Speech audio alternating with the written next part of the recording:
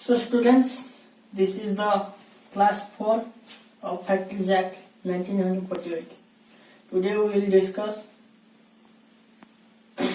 discuss working hours of adult. First, we discuss working hours of adult, which has been described under chapter VI. जो factories act के अंदर factories act के अंदर जो 11 chapter हैं उसमें से चैप्टर 6 में ये बता दिया गया है कि वर्किंग आवर्स ऑफ अडल्ट। पहले हमको समझना है अडल्ट कौन है। अडल्ट है वो है जिसकी उम्र 18 साल से ज्यादा, जिसकी उम्र 18 साल से ज्यादा। वही जो अडल्ट जो काम करेंगे फैक्ट्री में उसके लिए कितना टाइम काम करना पड़ेगा वो चैप्टर VI में बता दिया गया है। चैप्टर VI के अंदर सेक्शन 51 बोलता है working hours not more than 9 hours in a day. Then बोलता है not more than 48 hours in a week.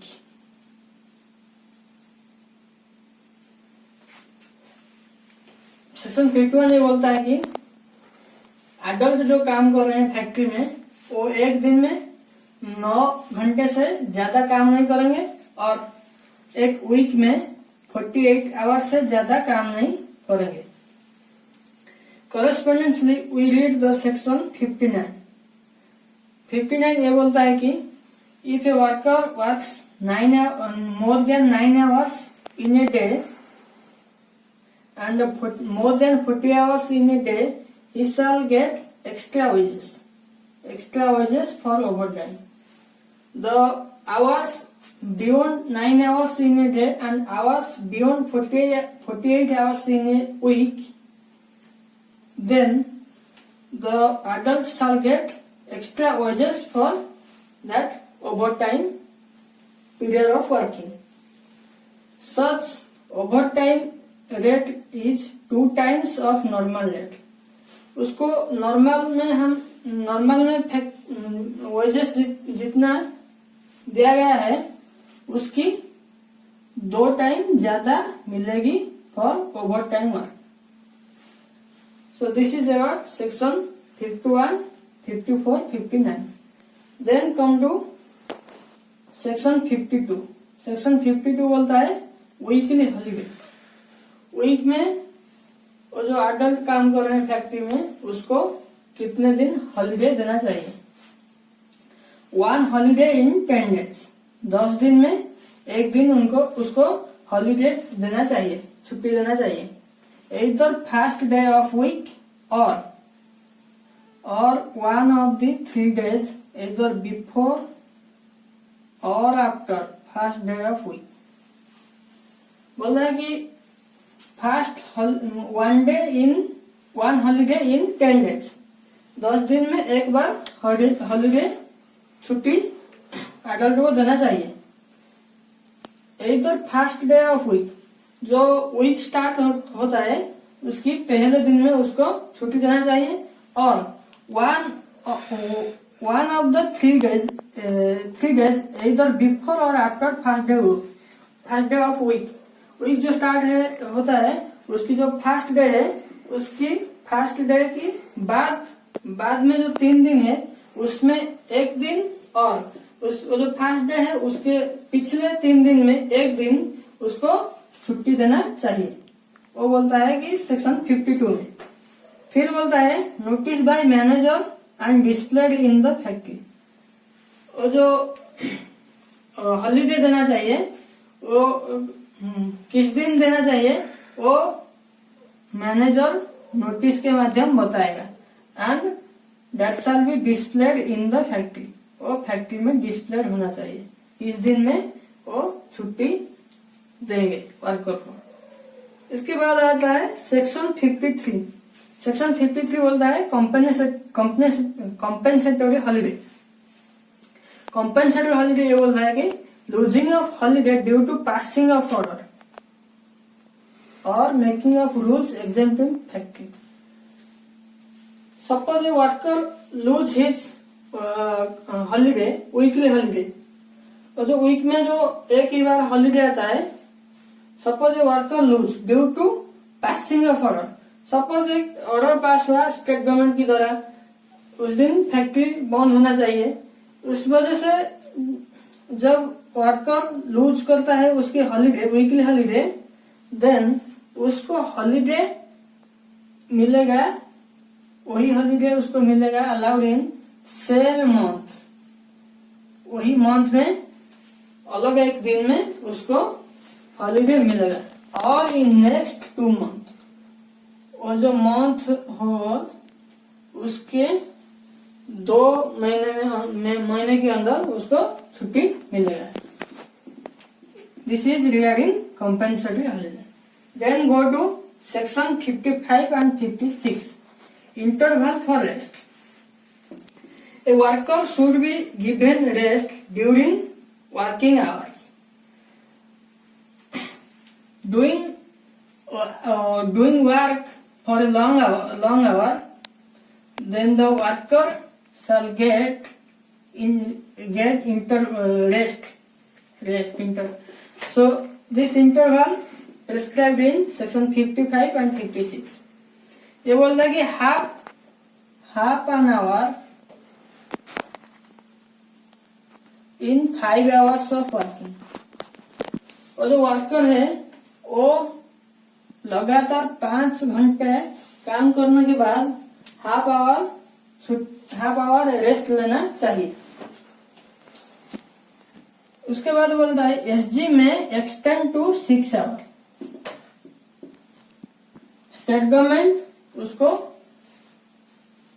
6 घंटे तक एक्सटेंड कर सकता है, और जो 5 आवर में हाफ एन आवर मिलता है वो 6 आवर में हाफ एन आवर मिलेगा।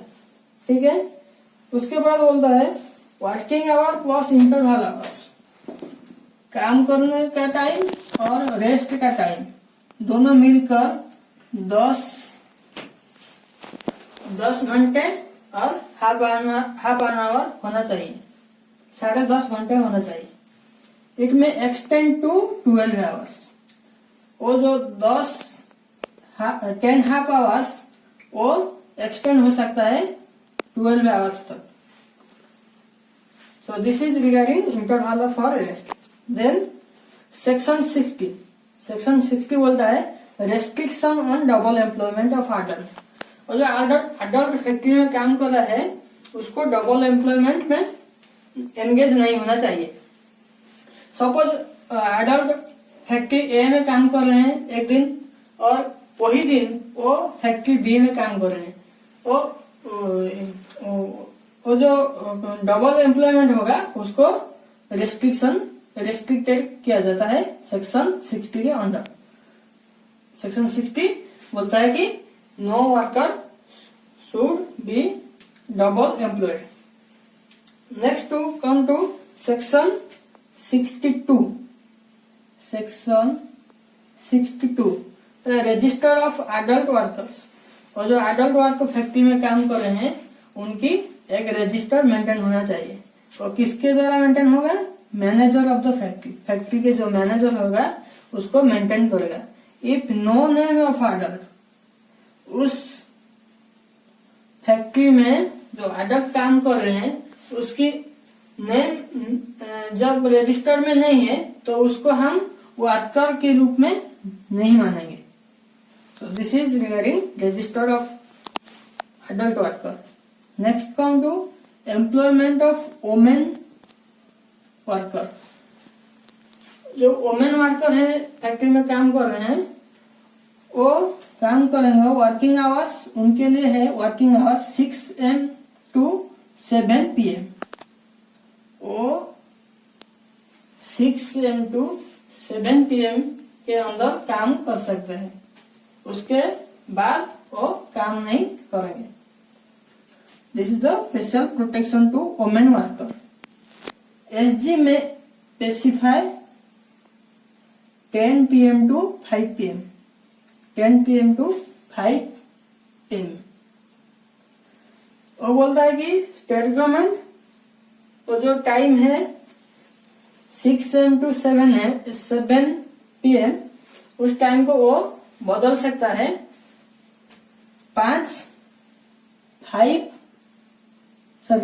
PM to 5 AM। Next round to chapter V2I, उसमें बोलता है employment of young person and children and adolescent.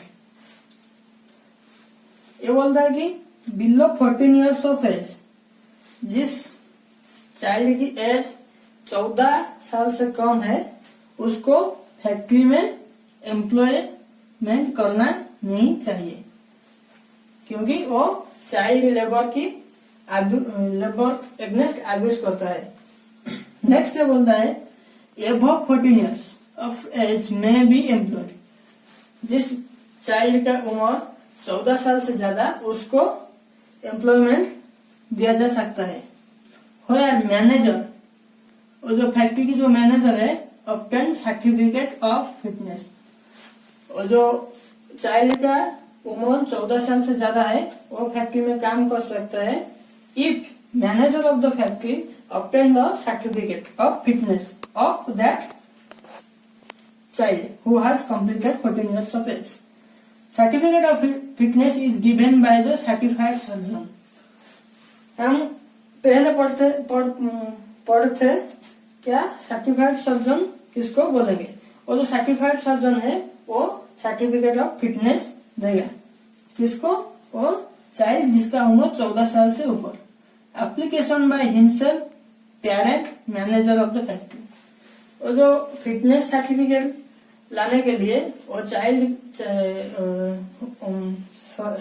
Certificate लाने के लिए सर्टिफाइड सर्जन के पास किसने एप्लीकेशन अप्लाई करेगा, जो वर्कर काम करेगा, जो चाइल्ड काम करेगा, या हिज पेरेंट और मैनेजर ऑफ द फैक्ट्री। इन तीनों में से कोई एक सर्टिफाइड सर्जन को अप्लाई करेगा for certificate of fitness. Next बोल रहा है वैलिडिटी ऑफ सर्टिफिकेट, और जो सर्टिफिकेट देती है सर्टिफाइड सर्जन, उसका वैलिडिटी है 12 महीने, 12 मंथ्स फ्रॉम द इशू। जिस डेट में वो इशू हुआ उस डेट से 12 महीने तक वो सर्टिफिकेट ऑफ फिटनेस वैलिडिटी रहेगा। उसके बाद बोलता है re examine before 12 months. 12 month complete होने से पहले उस सर्टिफिकेट को एग्जामिन करना चाहिए। Next come to section 71 and 73। वो बोलता है वर्किंग आवर्स ऑफ चिल्ड्रेन, और जो चिल्ड्रेन काम कर रहे हैं फैक्ट्री में, उनके लिए वर्किंग आवर क्या होना चाहिए। Working hours 4.5 in a day. जो फैक्ट्री में जो चाइल्ड काम कर रहे हैं उनके लिए 4.5 आवर काम करना चाहिए। मैक्सिमम 5 आवर्स, मैक्सिमम वो 5 घंटे काम करेंगे फैक्ट्री में। No work of female child within 7 PM to 8 AM, और जो फीमेल चाइल्ड है उनको 7 PM से 8 AM तक काम नहीं कराना चाहिए। उसके बाद बोलता है कि रजिस्टर ऑफ चाइल्ड वर्कर, और जो चाइल्ड वर्कर है उनकी रजिस्टर मेंटेन होना चाहिए कि वो किस प्रकार प्रोसेस में किस प्रकार फैक्ट्री में काम कर रहे हैं, और उनका नाम भी मेंशन होना चाहिए वो रजिस्टर में। So friends, this is regarding about chapter VI and chapter VI and chapter 2I. So we almost completed up to section 73. Chapter V3I. Chapter V3I बताता है annual leave with wages. Factory में जो worker काम कर रहे हैं उसको एक साल में जो लीव मिलेगा उसके लिए वो पैसा भी लेंगे, वही बोलता है चैप्टर V3I। वो कवर होता है section 80 and section 81। Section 80 and 81 उसमें बोलता है जो वर्कर 240 डेज और मोर वर्क करता है फैक्ट्री में इन ए कैलेंडर मंथ, फिर कैलेंडर मंथ मीन्स 1 जनवरी से लेकर 31 दिसंबर। वो जो वर्कर फैक्ट्री में काम कर रहे हैं वो एक साल में 240 दिन और उससे ज्यादा काम करेंगे तो उसको एनुअल लीव विथ वेजेस मिलेगा। उसको जो छुट्टी मिलेगा उसके लिए उसको वेजेस भी मिलेगा। In case of adult case में वो बोल रहा है कि 1 day for 20 days of work. वो जो एडल्ट फैक्ट्री में काम कर रहे हैं उनको 20 वर्किंग डे में एक दिन उनको लीव मिलेगा और उस लीव के लिए वो पैसा पाएंगे। Next for children 1 day for 15 days. वो जो चिल्ड्रन काम कर रहे हैं फैक्ट्री में उनको 15 डेज में एक दिन एक लीव ऐसा मिलेगा जिसके लिए वो वेजेस लेंगे। उसके बाद बोलता है if not work from first day. वो जो वर्कर काम कर रहे हैं फैक्ट्री में वो जनवरी 1 डे से काम नहीं करेंगे तो उनके लिए अल्टरनेटिव क्या है, then work to be done for 2/3 of total days. साल में जितने दिन है उसकी 2/3 वो काम करना चाहिए।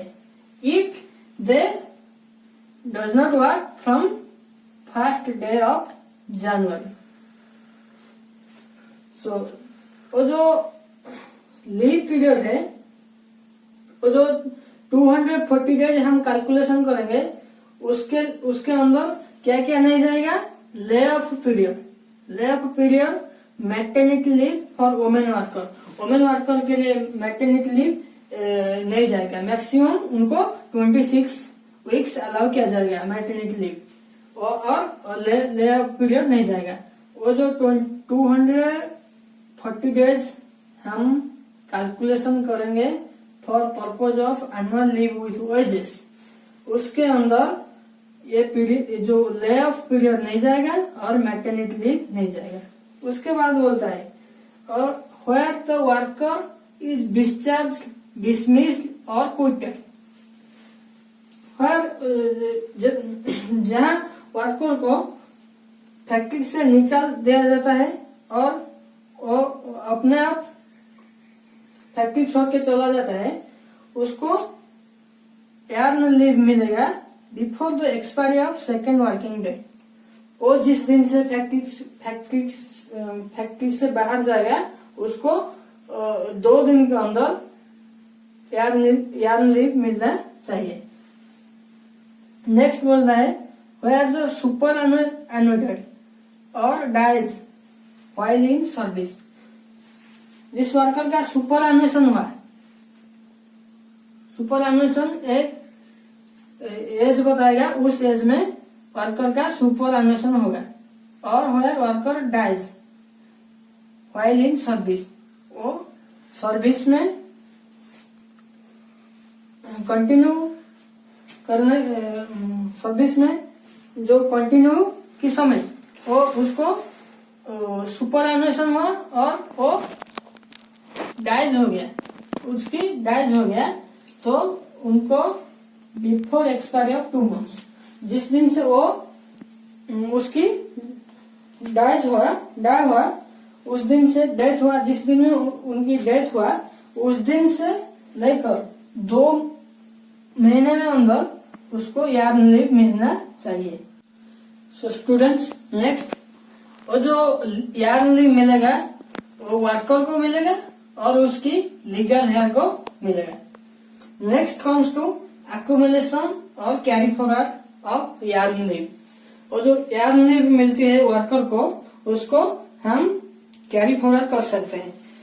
वो एडल्ट के लिए maximum 30 days in a year. जो एडल्ट वर्कर है उनको मैक्सिमम 30 डेज अलाउ किया जाएगा earn leave in a year. और चाइल्ड है उनको 40 डेज अलग किया जा सकता है। उसके बाद बोलता है advance earn leave. Advance earn leave जहाँ एडल्ट को 4 दिन से ज्यादा लीव लेगा तो मिलेगा, और चाइल्ड को 5 दिन से ज्यादा लीव लेगा तो उसको मिलेगा advance earn leave. Next comes to penalty. Next come to penalty section. वो सेक्शन 92 से लेकर 99 तक कवर है। यहाँ पे मैं उसको सिचुएशन बता दिया गया है, और इम्प्रिजनमेंट पीरियड और फाइन और बोथ, वही हिसाब से मैं उसको टेबल में बना दिया।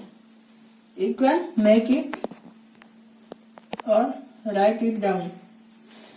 सो सिचुएशन बोलता है कंट्रावेंशन ऑफ प्रोविजन और जो फैक्ट्रीज एक्ट के अंदर जो प्रोविजन बता दिया गया है सेक्शन के अंदर या चैप्टर के अंदर, वही प्रोविजन को जब फैक्ट्री की ऑक्यूपायर या मैनेजर कोई भी कॉन्ट्रावेंस करेगा, वो ब्रीच ऑफ करेगा, उसके लिए इम्प्रिजनमेंट है वहाँ extend to 2 years, maximum 2 years imprisonment, और extend to fine extend to 1 lakh.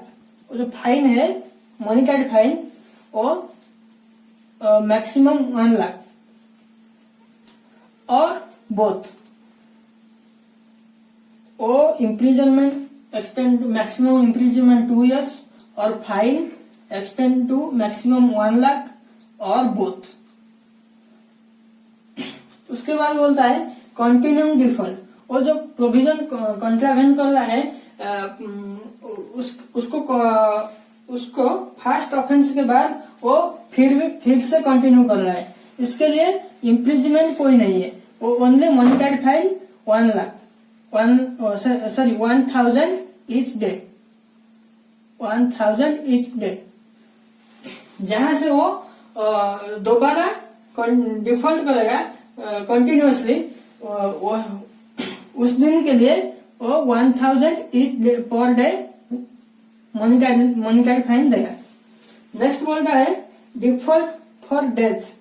जहां पे वर्कर की डेथ होता है और सीरियस इंजुरी होता है, वहां इस केस में ऑक्यूपायर और manager of the factory shall be imposed fine not less than 25,000 in case of death or not less than 5,000 in case of serious injury. Here no imprisonment.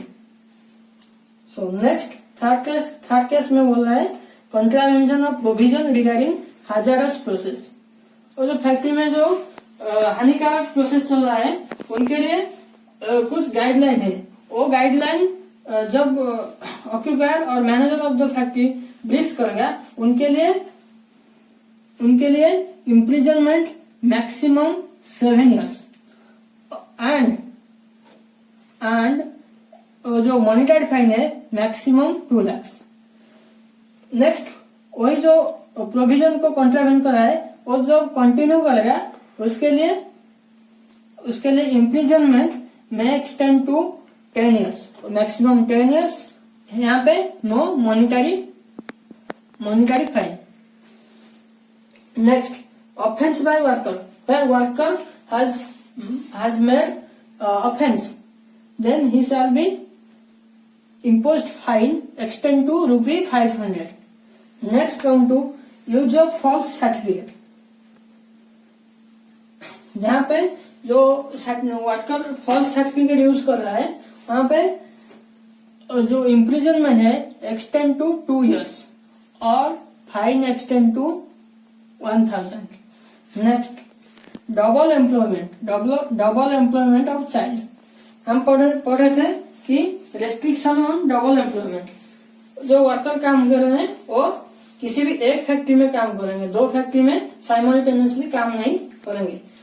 वो जब double employment में काम कर रहा है worker, उनके लिए only monetary fine extend to ₹1000। वो इम्पोज होगा किसके ऊपर, गार्डियन ऑफ द चाइल्ड और पर्सन हैविंग कस्टोडी, जिसकी कस्टोडी में वो चाइल्ड है, और डायरेक्टर गेटिंग बेनिफिट, वो जो वेजेस डबल एम्प्लॉयमेंट से जो वेजेस मिल रहा है चाइल्ड लेबर को, उस वेजेस से जो डायरेक्टर बेनिफिट है उसके ऊपर वो फाइन इम्पोज होगा। So students, this is regarding Factories Act. Today we almost complete all aspect of Factories Act. I think you have better understanding regarding Factories Act. If you have any doubt regarding Factories Act, or if I skip any topics under Factories Act, then comment. So thank you.